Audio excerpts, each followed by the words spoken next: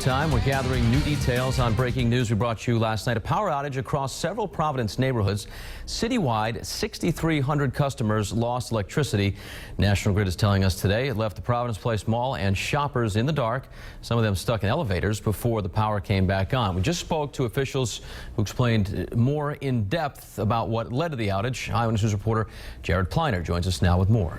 Patrick, good afternoon. That's right. Just got off the phone with National Grid. If you're interested in this type of thing and how we receive power in our own lives, well, they tell me the origin of last night's problems was a cable that runs underneath South Main Street that carries 150,000 volts of power. That failed and it killed power to several substations in the area.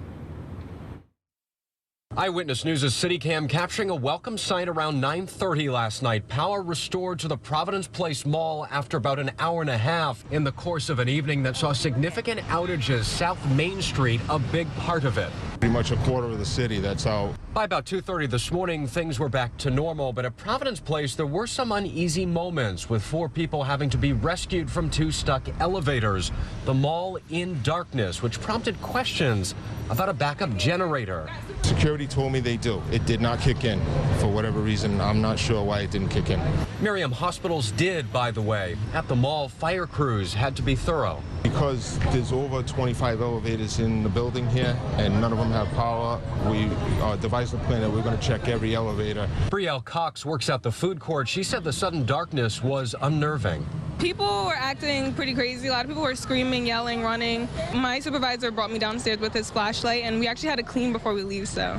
That's right, cleaning with flashlights. We actually had like a good set of customers who sat there and like paid, even though like none of our machines were working, so it was pretty good. It was crazy. That account, by the way, and similar ones, not exaggerations. Mall officials say in the times that we live in, if you cut power to a crowded place like a mall very suddenly, people will panic, just like was witnessed last night. Now, by the way, more information from mall officials who I spoke with before we got on the air. They said those people were out of the elevators within 20 minutes. And on the backup generator front, we're talking now backup generators, plural. There are 3 of them, I'm told, run about 14 hours a day, and they are all functional. What it's believed happened is that the mechanism that tells those generators to go was blown last night. Again, it's believed this happened in the power surge. I'm also told about 250 to 350 people were in the mall around 8 o'clock when this all happened.